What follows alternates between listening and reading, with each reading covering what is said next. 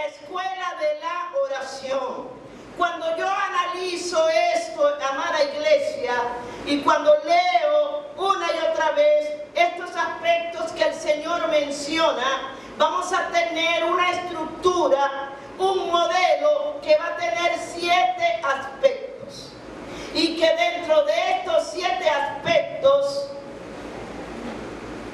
Padre nuestro que estás en los cielos, santificado sea tu nombre, venga tu reino y sea hecha tu voluntad.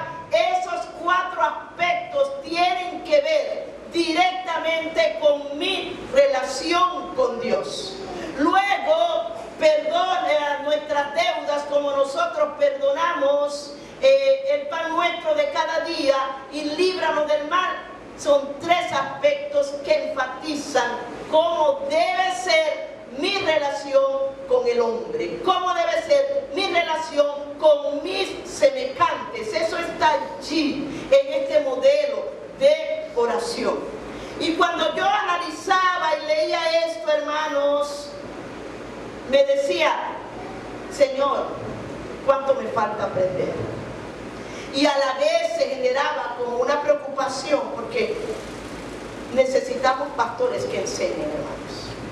Necesitamos iglesias con pastores profundos en la palabra, que sean capaces de instruir a la iglesia, no colocando pañitos de agua calientes, sino enseñando la doctrina, la palabra de Dios a profundidad, porque es necesario que nosotros aprendamos cómo orar para que nuestras oraciones tengan respuesta.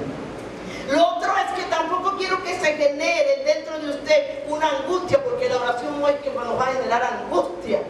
No es que, Dios mío, ¿y cómo es que yo cómo haré yo para aplicar ese modelo? No se preocupe, porque es que nosotros tenemos al Espíritu Santo. A menos que usted no tenga al Espíritu Santo, ahí sí que no va a poder aprender a orar.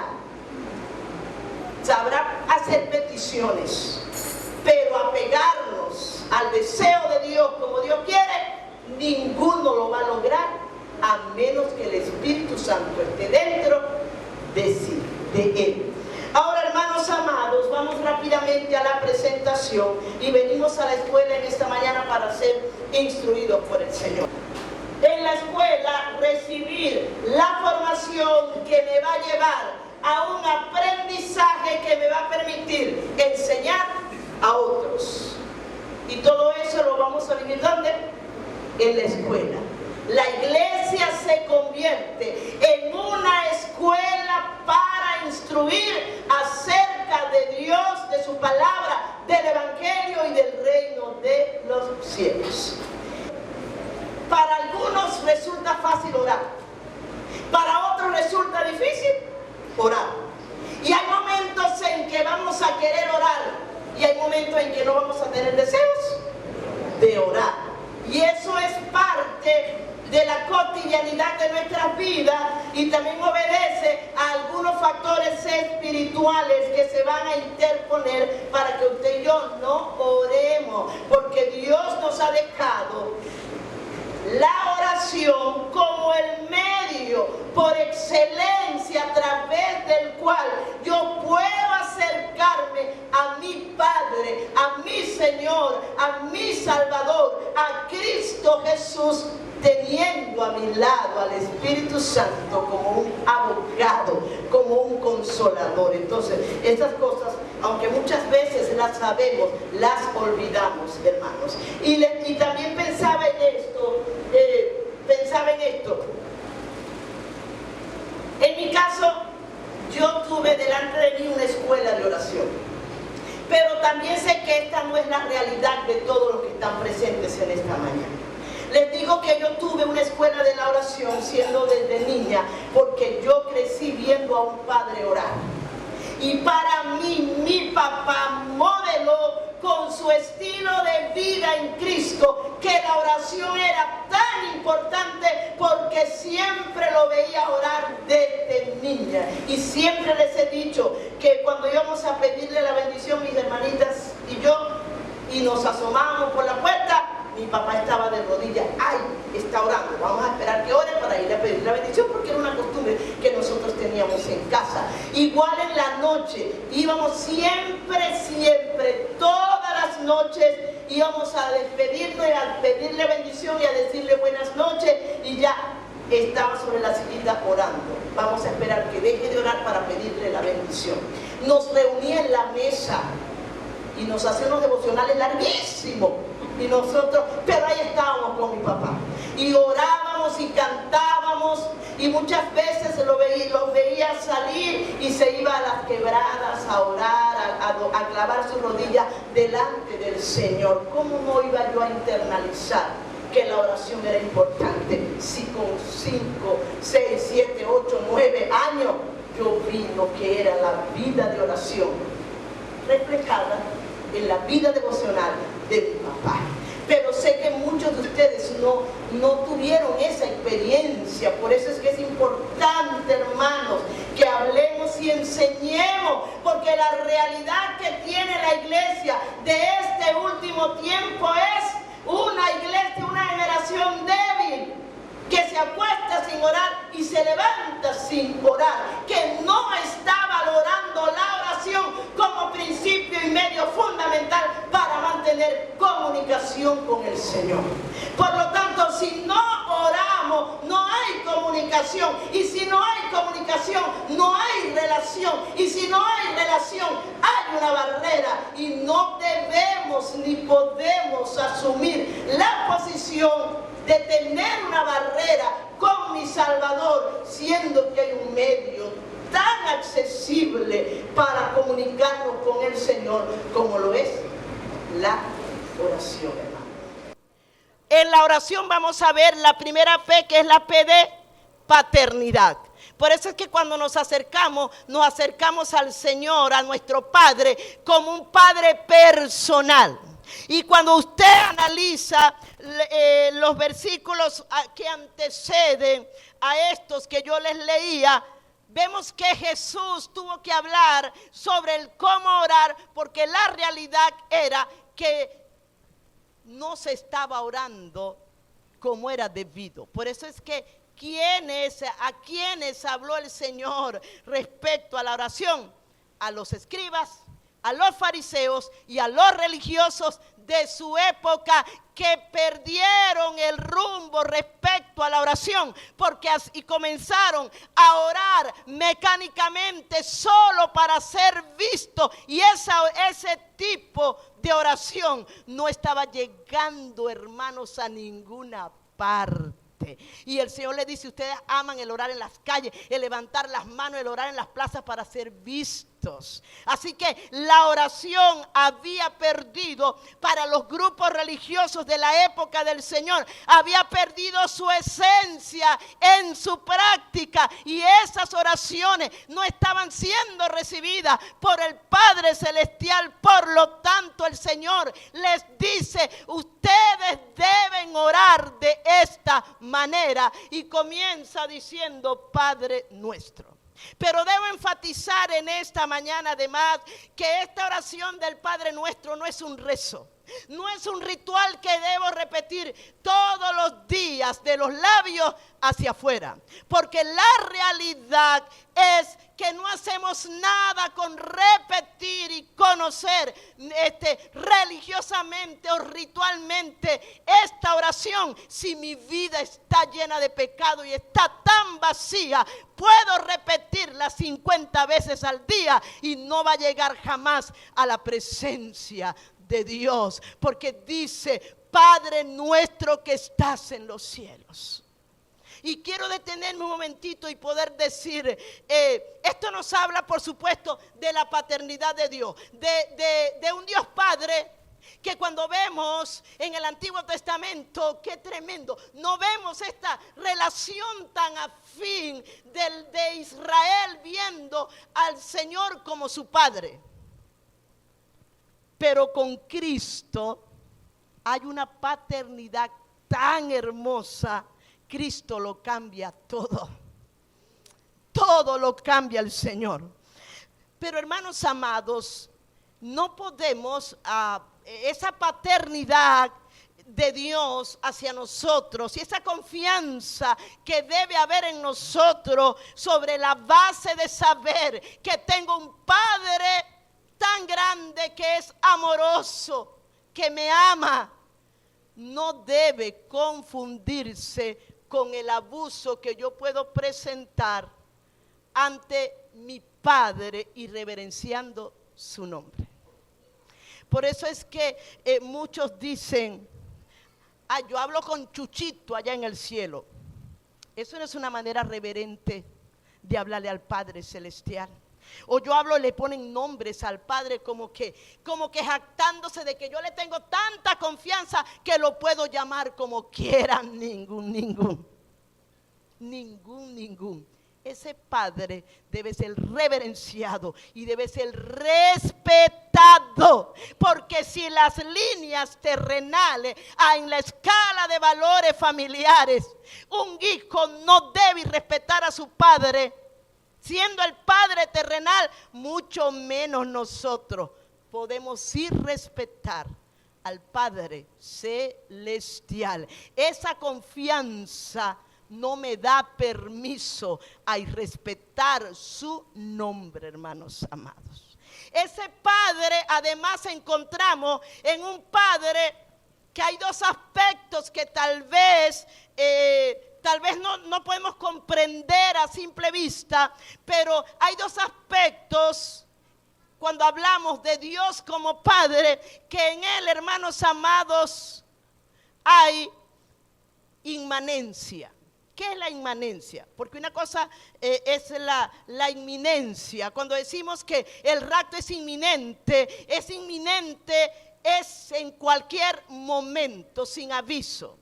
Pero en la inmanencia, ese es un término tal vez no muy conocido, pero la inmanencia de nuestro Padre nos dice que aunque es divino, aunque no tiene principio ni fin, puede bajar hasta nosotros y puede acercarse a nosotros en su inmanencia. Pero no solamente es inmanente, sino que además es trascendente. Ese Dios sublime, divino, lo trasciende todo, es perfecto en todos los aspectos, y ese es mi Padre Celestial. Ese es su Padre Celestial, hermanos amados. En segundo lugar, hablamos de la prioridad. La prioridad es santificar el nombre de Dios cuando oramos. Vamos a darle solo un matiz rapidísimo a este segundo aspecto. Santificado sea tu nombre. Ahí está la prioridad del Padre, es que usted y yo santifiquemos su nombre, que además es gran nombre, hermanos amados. ¿Cómo hago para santificar el nombre de Dios siendo que soy un ser imperfecto? Pues sí podemos santificar el nombre de Dios con nuestra vida, porque el Espíritu Santo restauró en la vida de los redimidos la imagen de Cristo en el hombre. Por lo tanto, con la ayuda del Espíritu Santo podemos santificar el nombre de Dios.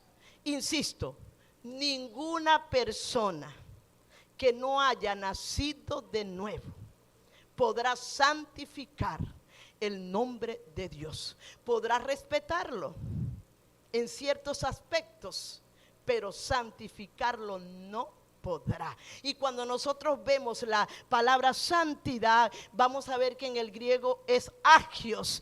Agios, esa santidad habla de algo que es consagrado, de algo que es apartado. Por eso cuando hablamos de este lugar, podemos decir que este lugar es santo. ¿Qué lo hace santo? La función para lo cual está dedicado este espacio. Está consagrado no a fiestas. Está consagrado no a actividades deportivas.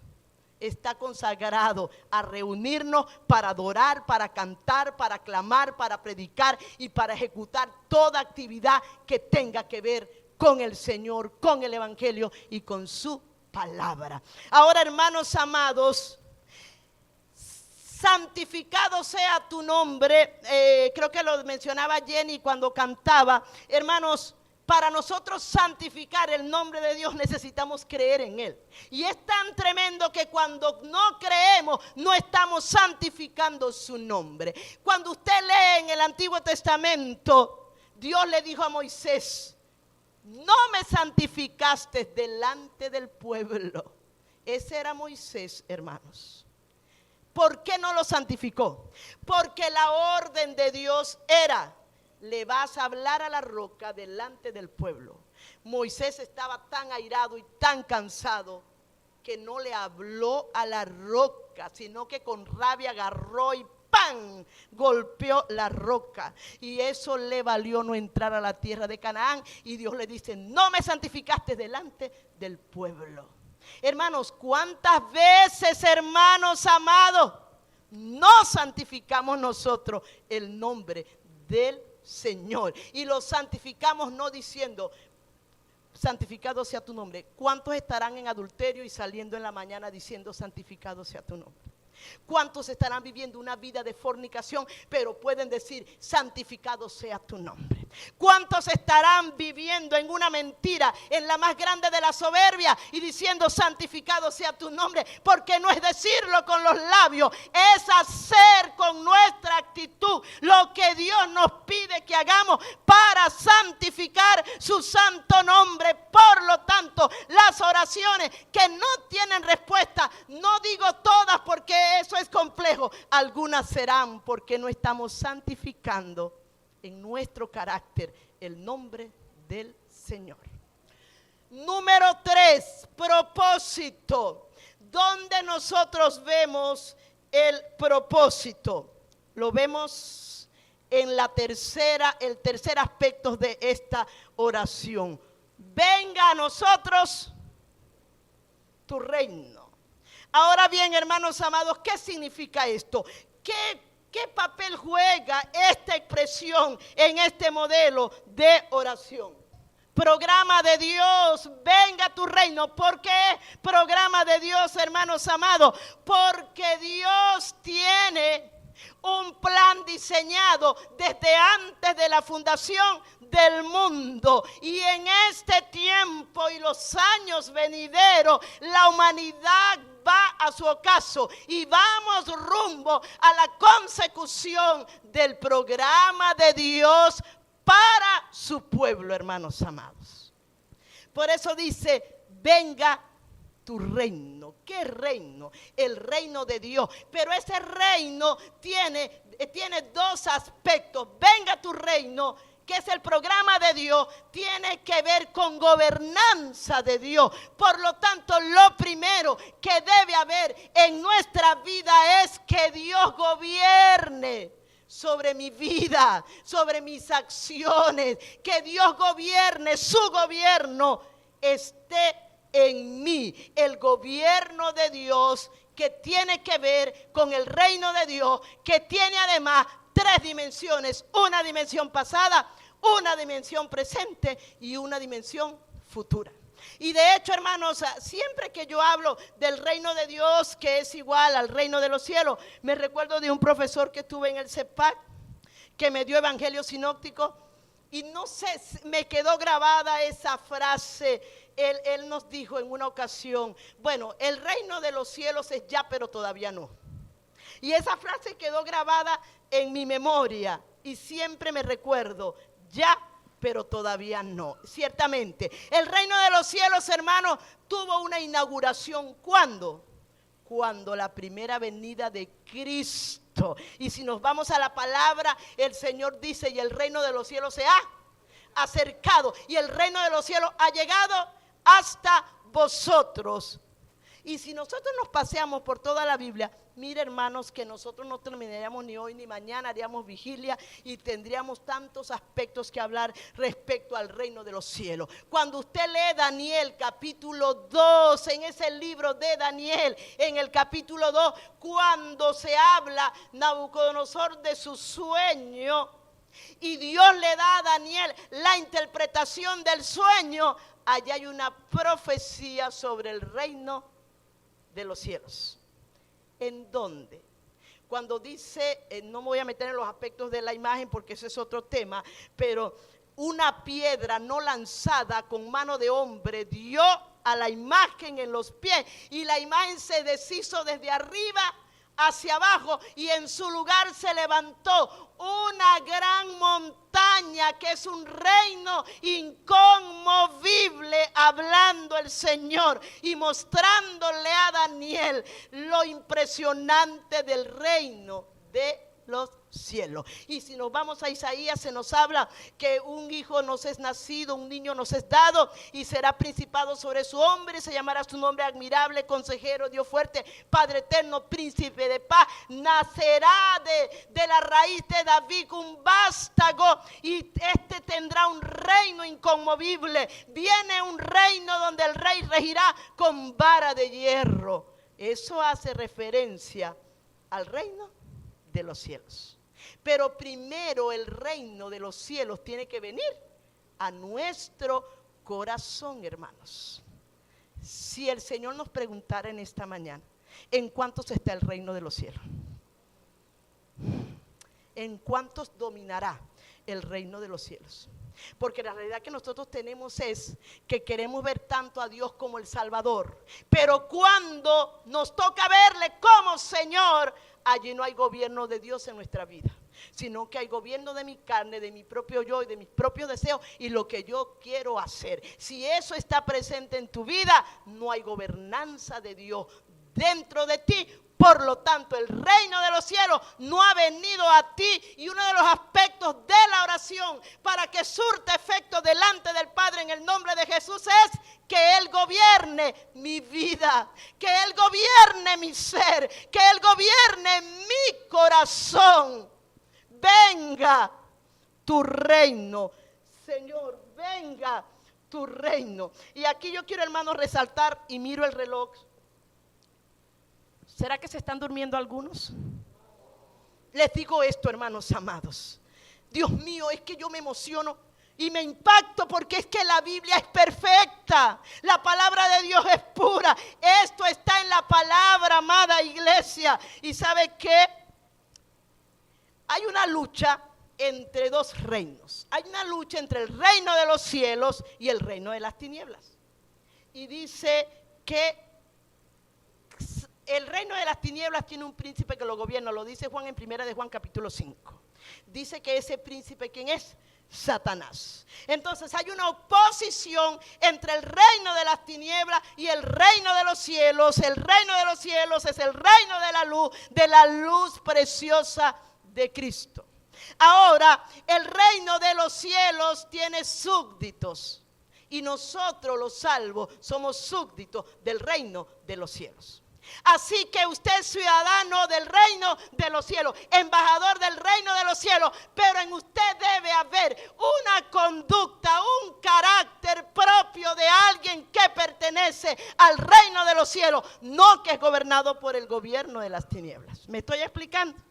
Así que fíjese que en el reino de los cielos no hay creyentes. ¿Qué debe haber? ¿Qué debe haber?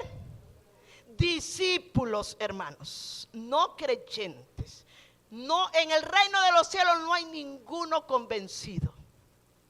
En el reino de los cielos solo hay convertidos. Y allí es la preocupación de las nuevas iglesias de este tiempo, que levantan a las personas. Levanten la mano. ¿Cuántos vinieron en esta mañana? Vamos a orar por ustedes. Después que están de pie le dicen, hagan esta oración. Listo, ya ustedes pertenecen al reino de los cielos. Hermanos, es lo más falso de todas las falsedades, porque al reino de los cielos no se entra tan facilito de esa manera, hermanos. Note esto.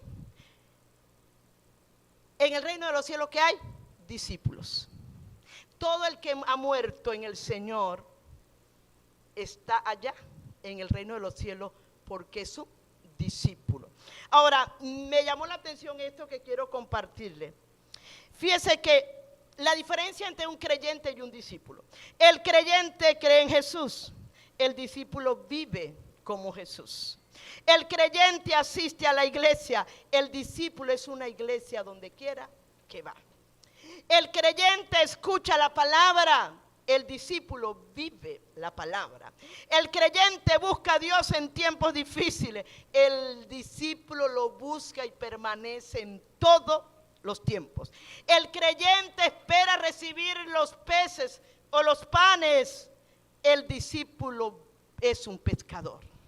El creyente se gana, el discípulo se hace. Así que en el reino de los cielos no entran los creyentes, entran los discípulos, hermanos. Y esto tiene que ser enseñado, amada iglesia, porque fíjense que un discípulo tiene al Padre como el Padre celestial, que lo reverencia, lo ama. Es decir, hay una relación paterna, pero con reverencia y respeto. Pero ese discípulo además tiene la ayuda del Espíritu Santo para santificar con su vida y sus acciones el nombre de Dios. Pero además tiene la capacidad espiritual, no por sí mismo, de poder decir: tu reino venga a mi vida, Señor. Hágase tu gobierno, venga a mi vida, para que podamos ser gobernados por el reino de los cielos. Tenemos que ser un discípulo, y ese discípulo tiene que ser pobre en espíritu, hermanos. Y aquí podríamos hablar muchísimo de lo que es la pobreza en espíritu, pero no nos daría tiempo. Ok, vamos entonces al quinto aspecto, que este sí es el propósito. ¿Dónde entra el propósito dentro de este modelo? Cuando dice: sea hecha tu voluntad. Ese es el propósito de Dios. Ahora, la realidad es que no es nada, escuche, no es para nada fácil hacer la voluntad de Dios. De hecho, nosotros vivimos torciendo en nuestra vida la voluntad de Dios. Por eso es que no puede ser un creyente, tiene que ser un discípulo, porque el discípulo tiene el carácter de Cristo, es pobre en espíritu, porque la manera de poder ir corrigiendo, hermano, por eso es que nosotros vamos creciendo, y el que comenzó en nosotros la buena obra, dice Pablo, la va a ir perfeccionando. Así que no se entristezca en esta mañana si usted al pasar su vida por este modelo dice: Señor, tengo 0/20, pero aquí está el que nos puede poner por lo menos 5 y seguir avanzando, hermanos amados, hasta llegar a la imagen de Cristo Jesús. Ahora bien, sea hecha tu voluntad. Pero el Señor dice: como ¿dónde? Como en el cielo, así también en la tierra. Pero aquí hay un aspecto importante. ¿Quién hace la voluntad de Dios obligada en el cielo? Hermanos, allá hay arcángeles, hay querubines, hay serafines, hay ángeles, todas las huestes celestiales. Hay los querubines que están alrededor del trono celestial. No hay uno de ellos que no desee hacer la voluntad de Dios. Por eso es que cuando nos vamos al libro de Apocalipsis, en el capítulo 6, capítulo 5, capítulo 6, vemos que ellos dicen: santo, santo, santo, santo Señor Dios poderoso, porque ellos, su deseo es adorar al Señor. No hay ninguno haciendo la voluntad de Dios obligado en el reino de los cielos. Y dice: hágase tu voluntad. Aquí esto nos toca a toditos, hermanos, hasta el que más ora, al que más ayuna, al más pobre de espíritu, hermanos, a todito nos toca esto, porque, hermanos amados, tenemos puede haber dos maneras de hacer o de hacer la voluntad de Dios. Una manera es hacer la voluntad de Dios de forma pasiva, y otra manera, hermanos, es hacer la voluntad de Dios de forma activa. Y asimismo podemos estar en contra de la voluntad de Dios. Así que esto, hermano, es más profundo de lo que podamos imaginarnos. Cuando yo hago la voluntad de Dios de forma pasiva, significa, hermanos amados, no es resignación. porque a veces la voluntad de Dios nos resignamos, pero dentro de esa resignación no hay aceptación. Dentro de la voluntad pasiva hay aceptación, pero con otra actitud, porque la actitud de resignación muchas veces no trae gozo, ni trae paz. Me tocó aceptar, bueno, Señor, no me dejaste de otra. Tú eres más fuerte que yo, ¿qué más voy a hacer? Tú me permitiste esto, no tengo de otra, ¿y qué más me queda? Muchas veces cuando tomamos esta actitud es una aceptación de resignación. Pero cuando tomamos la voluntad de Dios de forma pasiva, hermano, significa que yo me sujeto a Dios. Me sujeto. Señor, no lo entiendo, pero te doy gracias. Se fue mi madre a las moradas eternas. Me dolió, Señor, pero fue tu voluntad. Y la acepto con gozo porque está contigo. Se fue mi padre a las moradas eternas. Señor, me duele, pero te alabo porque va contigo a las moradas eternas. Se fue mi hermano en medio de un proceso terrible, pero de rodillas, Señor, lloro, pero te doy la gloria, porque a ti te plació llevarlo a un mejor lugar. Entonces, se va un hijo. Yo creo que no hay cosa más difícil que a una madre se le vaya un hijo. Yo no tengo hijos, pero mi mamá siempre dijo esto.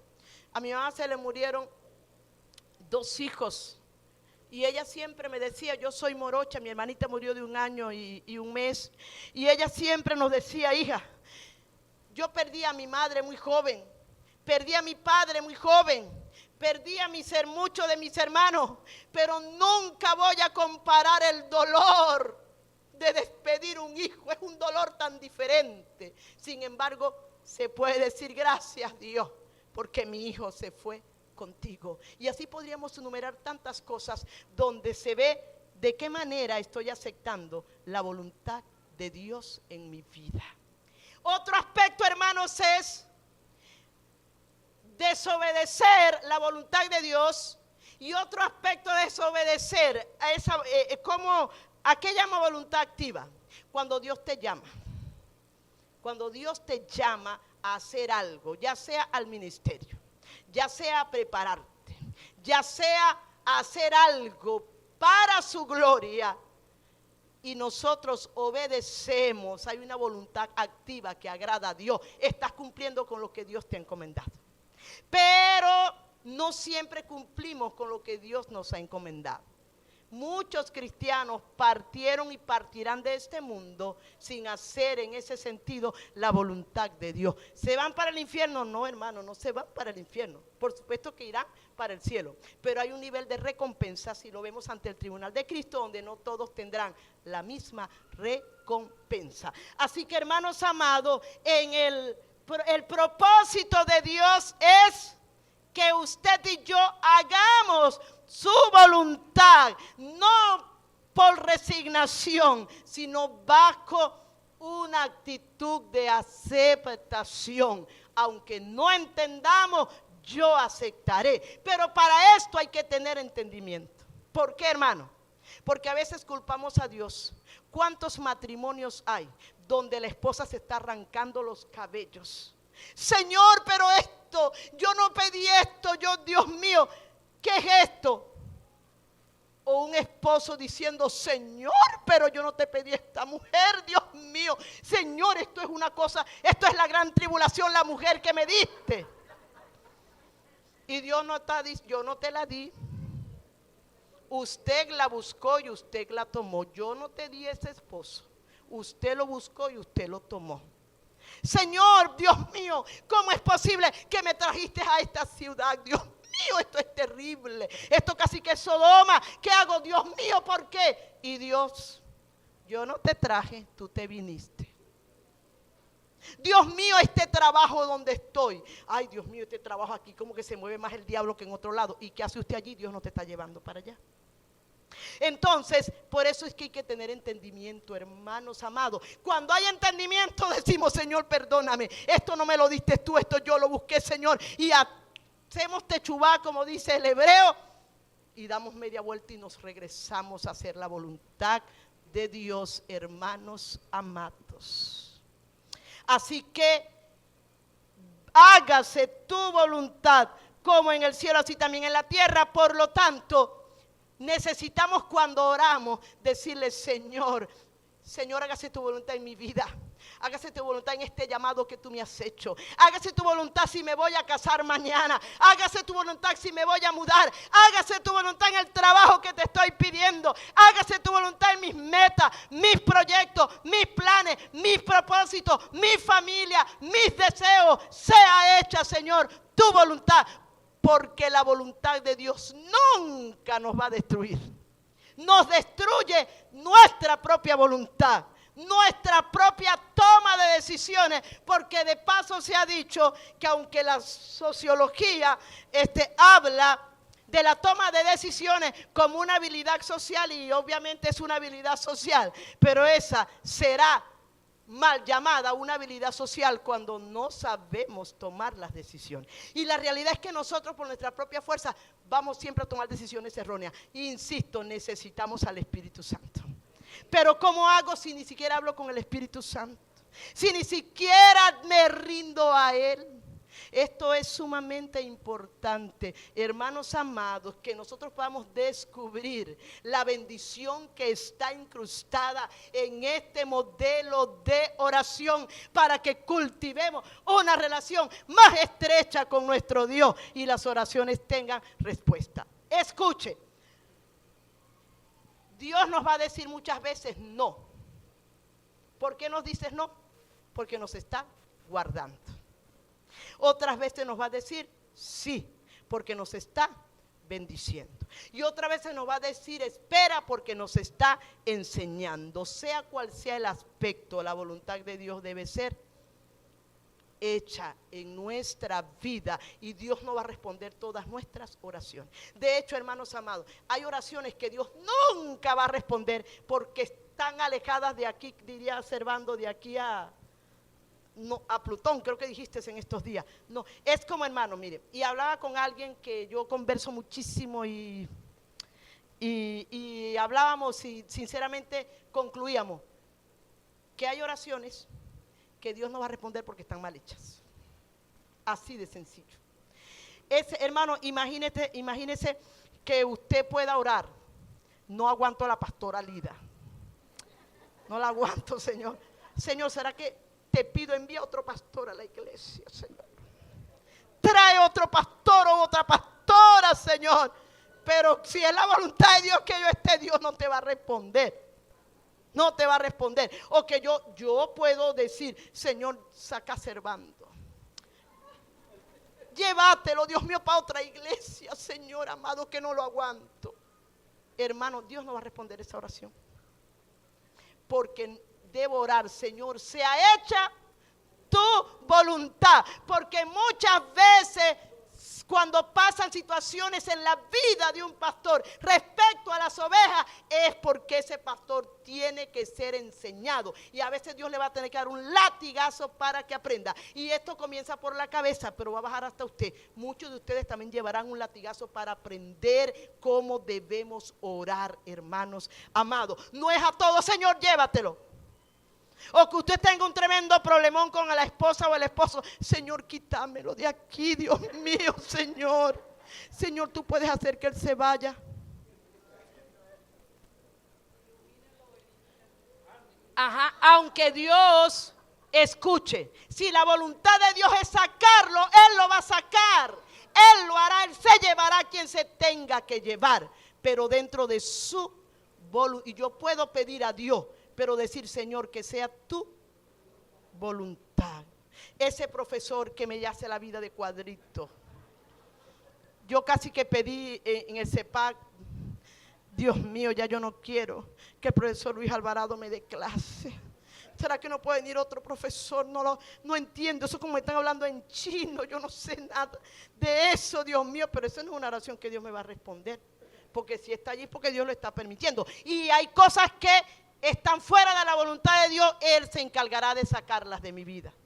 Sea hombre, sea mujer, sea empleo, sea novio, sea novia, sea trabajo, sea lugar, sea lo que sea, deja que Dios lo quite, porque Él tiene la mejor manera y la mejor forma de quitar eso, hermanos amados. Así que hay un propósito de Dios y ese propósito es que se haga la voluntad de Dios. Ay, Dios mío, el tiempo me está ganando. ¿Sabe qué, hermano? Muchas veces decimos, no, si hay un problemón es porque no es de Dios. Si no tengo paz, ajá. Entonces Pablo siempre estuvo fuera de la voluntad de Dios, todo el tiempo de su vida. Nunca tuvo bonanza, perseguido, apedreado, maltratado, lacerado. Dios mío, iba al mar y había un huracán, un maremoto de eso en el mar, allá iba naufragando. Iba en un barco, se reventaba el barco y lo perseguían y siempre estuvo dentro de la voluntad de Dios. La voluntad de Dios vendrá a nuestra vida, haya tormenta o haya calma, siempre será Dios para enseñarnos cuál es su propósito para con tu vida. Por eso es que no podemos obligar a Dios que nos responda, hermanos. No, ese no es el modelo de oración, que yo me le guinde a Dios y Dios le tuerzo la mano porque Él tiene que responderme. Y aquí juega un papel muy grande la falsa teología de la prosperidad. Yo le tengo que dar a Dios para que Dios me dé. Ah, bueno, Dios, ya yo ofrendé la camioneta y tú estás comprometido conmigo, porque así oran en este tiempo. Usted, Padre, está comprometido conmigo y usted me tiene que responder. Eso no es reverenciar el nombre de Dios, porque yo no juego carritos con Dios. Él es mi Padre trascendente, poderoso, soberano, fuerte, sublime, grande, magnífico. Ese es nuestro Padre. No puedo venir a obligar a Dios que me haga esto o me haga lo otro, porque Él está en el deber de responderme. No, me sana, Señor, porque me tienes que sanar. No, porque no todos vamos a recibir sanidad. Si es tu voluntad, Señor, y a ti te place, tú me sanarás. Para muestra un botón, ¿se le quitó el aguijón en la carne a Pablo? Nunca. Y estuvo fuera de la bendición de Dios jamás. Esa fue la voluntad de Dios, hermanos. Vamos a correr. Vamos a correr. Tenemos entonces programa. Tenemos provisión. La provisión de Dios está reflejada en la expresión: el pan de cada día, dánoslos hoy. Eso habla de un Dios que provee y dice claramente el pan de cada día. Y yo creo que aquí del 99.9% vamos a sacar 0 sobre 20, porque todito nos estamos preocupando, hermanos. Y aquí yo digo, yo decía, Señor, verdaderamente Dios nos dijo que nos preocupáramos por el pan de mañana, pero nosotros estamos aquí ahorita y a lo mejor algunos están pensando, ay, Dios mío. Es verdad, hermano, a lo mejor usted no dejó nada en su casa. Eso puede estar pasando, pero Dios es Jehová Jireh. Ese es uno de sus nombres, que revela uno de sus caracteres misericordioso. Providencia de Dios, el pan de cada día, dánoslos hoy. Es más, hermano, esto es tan hermoso que cuando usted agarra Mateo, a ver, 5, 6 y 7. Mateo 5, 6 y 7, esos 3 capítulos registran un solo sermón del Señor, conocido como el sermón del monte. Y todo lo que el Señor enseñó allí son lecciones de vida, de conducta y de carácter de un verdadero discípulo. Y comenzó el sermón del monte hablando de las 8 bienaventuranzas, y allí habló del adulterio, habló del perdón, habló del afán y la ansiedad, habló de que somos sal de la tierra, habló de que somos luz del mundo, habló acerca de que no debíamos jurar, habló del amor hacia los enemigos y habló de la limosna y del modelo de oración, hermanos. Así que el Señor dijo el pan de cada día, porque el Señor sabe que nosotros ok, almorzamos, ¿verdad? Pero ya pensamos, Dios mío, en la tarde, ¿qué yo voy a hacer? Yo no me preocupo mucho, hermano, porque yo no sé, o sea, yo si me como una galleta, usted sabe que tengo sobrepeso. Pero inclusive las mamás se preocupan porque tal vez el adulto, pues entiende, pero tiene un niñito comelón que cuando dice, mami, no es solamente que vamos a comer esta tarde y mañana que me va a hacer de desayuno, porque yo los conozco, yo tengo sobrinos. Entonces no solamente es preocuparse por hoy, sino por lo de mañana, y eso va a generar estrés, pero el estrés no viene de Dios. ¿Saben qué, hermano? El pan de cada día. ¿Por qué? Porque el Señor no quiere que nos afanemos. El pan de cada día, hermanos, basta cada día su propio afán. Dios me va a dar hoy, y el Dios que me dio hoy también me va a dar mañana, porque el mañana es incierto en algún sentido. ¿En qué sentido? En que hoy estamos, mañana no sabemos, hermano. Entonces, de hecho, el Señor lo demostró cuando les dio el maná en el desierto, en Levítico, en Éxodo. Usted va a ver, es que Dios es perfecto. Cuando ellos hablaron, bla, bla, bla, bla, no estamos comiendo pan ni carne, Dios les dio codorniz y le dio maná. Pero hay algo asombroso con el maná. ¿Él sabe qué? Ellos podían recoger solo la porción del día. Pero como siempre hay desobedientes, unos desobedientes, les entró por aquí, les salió por aquí. Dios dijo la ración de cada día y fíjese, y lo que cada uno pueda comer. Así que si Servando podía comerse una taza de maná, se la comía. Pero si Milagro nada más decía, yo con media taza me lleno, y agarraría media tacita. Y Alexandra, yo con un cuarto de taza de maná me lleno. Él dijo, cada quien según lo que coma recoja. Ah, pero unos dijeron no glotones, no, yo voy y recogieron y guardaron. Al otro día vino una pudredumbre, eso era algo que olía horrible. Cuando fueron a ver, el maná era putrefacto y lleno de gusanos. Entonces eso nos hace ver, metafóricamente hablando, que nuestras preocupaciones por la comida pueden convertirse en un olor no agradable delante del Señor. Basta cada día su propio afán. Dios hace llover sobre buenos y malos. No he visto justo desamparado, ni su simiente que mendigue pan. Dios nos dará hoy, gloria a Dios, pero también tenemos que ser agradecidos, hermano. Si usted hoy va a comer arepa con mantequilla, cómase su arepita con mantequilla diciendo gracias Dios. Porque si usted vaya en la calle y ve a alguien que no tiene brazos, usted dirá, pero ¿qué comparación hay? Señor, yo con mis brazos yo puedo picar este pedazo de arepa, pero aquel que no tiene ni siquiera va a poder. Así que sea arepa sola, sea lo que sea, dele las gracias a Dios, que cuando usted le agradece a Dios, Dios bendecirá su vida. Tenemos entonces los últimos dos aspectos, el perdón.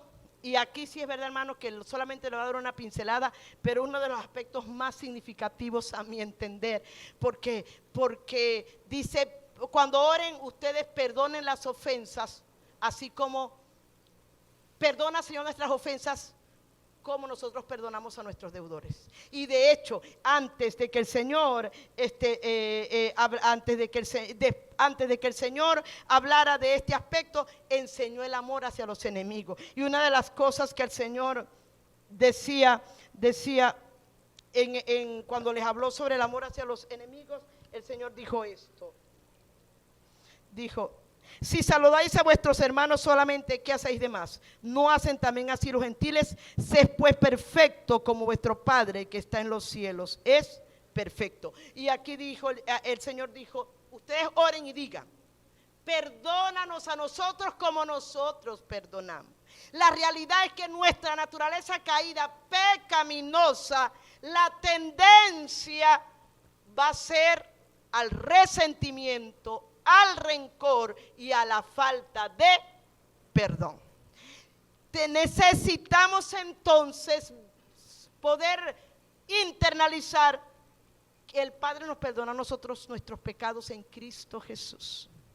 Dios pudo haber matado a Adán de una. Me desobedeciste, muerto Adán. Pero Dios no lo mató.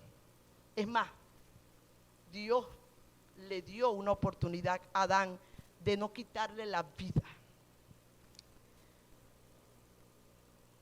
Ninguno de nosotros merecíamos el perdón de Dios, pero en su infinito amor Él nos ha perdonado. ¿A quiénes? A los que hemos venido delante de Él con un corazón arrepentido y hemos alcanzado la piedad y la bondad y la misericordia del Señor. En Romanos 5:8, más Dios muestra su amor para con nosotros, en que siendo aún pecadores, Cristo murió por nosotros. Y dice Isaías 55, deje el impío su camino y el hombre inicuo sus pensamientos, y vuélvase a Jehová, el cual será amplio en perdonar. Y cuando Dios se revela a Moisés y lo oculta en la hendidura de la peña, reveló el carácter de su nombre, cuando dijo Jehová, Jehová, Jehová, santo misericordioso, lento para la ira, grande en misericordia. Ese es nuestro Dios. Él nos ha perdonado y dice que estamos llamados a perdonar nuestras ofensas. ¿Es fácil? No es fácil, porque un corazón ofendido es un corazón herido. Y muchas veces usted va a tener la razón porque a usted lo hirieron, pero el Espíritu Santo de Dios que está en usted le va a hacer que usted perdone. Gloria del Rey es pasar por alto la ofensa. Y más claro no pudo ser el Señor, porque inclusive cuando Él habla, Él dice, termina diciendo, ¿verdad? Y no nos metas en tentación, pero luego dice, porque si no perdonáis a los hombres sus ofensas, dice, mas si no perdonáis a los hombres sus ofensas, tampoco vuestro Padre os perdonará nuestras ofensas. Y dice Hebreos, dice, no sea que brotando alguna raíz de amargura entre vosotros, esta os estorbe, ¿para qué? Para la salvación. Es tan impresionante que dice el Señor que si yo tengo algo contra mi hermano, él no va a recibir ni la ofrenda que yo estoy dando. El perdonar es una decisión y va de la mano del Espíritu Santo. Examinemos nuestro corazón en esta mañana, hermano. Que el Espíritu Santo nos examine, y si tenemos algo contra otro, vamos a ponernos a cuenta. Porque esto es palabra de Dios y no palabra del hombre. Nosotros somos a veces muy ligeros y Dios no quiere eso. Somos ciudadanos del reino de los cielos, siendo discípulos con el carácter de Cristo. Finalmente dice, y no nos dejes caer en tentación, mas líbranos del mal. Hermanos, aquí sí tendríamos mucho que decir, pero no tenemos el tiempo. El Señor está diciendo que cuando nosotros oremos, también debemos suplicar que Él nos guarde. ¿De quién nos va a guardar primerito? De nosotros mismos. Hermanos, no tanto del otro, de nosotros, porque el primer enemigo que nosotros tenemos somos nosotros mismos. Dice Santiago, bienaventurado el varón que soporta la tentación, capítulo 1, versículo 2 y versículo siguiente, porque cuando haya soportado la prueba recibirá la corona incorruptible de gloria. Y dice, y cuando uno es tentado, no diga que es tentado de parte de Dios. ¿Y sabe qué dice Santiago? Cada uno es tentado cuando de su propia concupiscencia es atraído y seducido, no por la concupiscencia de otro, por su propia concupiscencia. Porque alguien, y a veces pensamos que nada más las concupiscencias son pecados sexuales. No. El afán al dinero y el matarnos por el dinero y no ayudar cuando podemos, esa es una concupiscencia, un deseo de amar el dinero. Pero si hablamos de los pecados sexuales, nadie puede decirle a Dios, porque ciertamente los hombres son muy visuales. Varones que están aquí, cuiden sus ojos. Nadie va a decir, Dios, es que esa mujer era tan bonita, era demasiado hermosa. No, y estaba vestida de una manera. Es tu concupiscencia. No digo que las mujeres ya hace tiempo se pasaron de la raya y da vergüenza el mundo como está. Pero el varón de Dios tiene que matar la concupiscencia. ¿Me estoy explicando? Porque no es que usted va a ver algo en el televisor, ay no, es que Dios, es que eso era tan atractivo, ese programa, Dios mío, era tan fascinante que yo no pude voltear para otro lado. Tu propia concupiscencia, hermanos, tu propio deseo. Así que primeramente, Dios, guárdame de mí misma. Guárdame de mí mismo y después guárdame del mundo, porque el mundo es colorido, es llamativo, es hermoso a veces en forma, porque de fondo es horrible. Es tan llamativo que el mundo al que ha muerto a la carne el mundo no lo va a llamar. Pregúntese ustedes, ¿usted se muere por estar en una discoteca? A menos, usted se muere y no es que quiero estar en esa discoteca, quiero saber qué se siente. Para mí el mundo no es llamativo, pero es para mí. Para muchos de ustedes el mundo no es llamativo, pero para algunos el mundo es llamativo y son seducidos a hacer las cosas que hace el mundo. Hermanos, ¿sabían ustedes que en la discoteca Yexec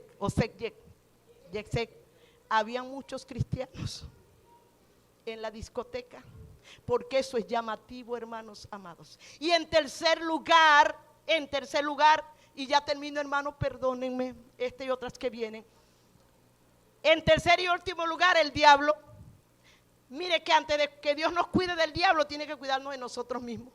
Después nos tiene que cuidar del mundo y del tercer lugar del diablo, que son los enemigos que se levantan contra nosotros. No nos dejes caer en tentación, es decir, Señor, guárdame porque soy débil. Porque aquí ninguno es que somos superhombres, supermujeres, no. Hay hombres más tremendos predicadores que han caído, hermanos. El que esté firme, mire que no. Así es. Lo que está diciendo Seu es cierto. Pablo dice, el que piense que está firme, mire que no caiga. Hermano, porque el asunto es que nosotros podemos pensar que estamos bien firmes, pero delante de Dios, Dios sabe que no. Así que necesitamos aferrarnos a Cristo. Esta es la iglesia del último tiempo. No podemos vivir la vida que vive el mundo, hermanos. Estamos llamados a ser hombres y mujeres de oración.